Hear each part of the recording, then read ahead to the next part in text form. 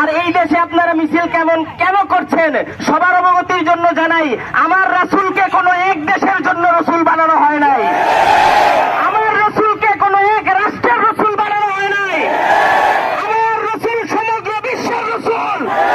আর এই রাসূলের সামনে যদি কোনো বেয়াদবি হয়, এক যোগে সমগ্র বিশ্ব থেকে দাবানলের মতো আগুন জ্বলবে। সমগ্র বিশ্বের মুসলমান এই বিচারের দাবি রাখে।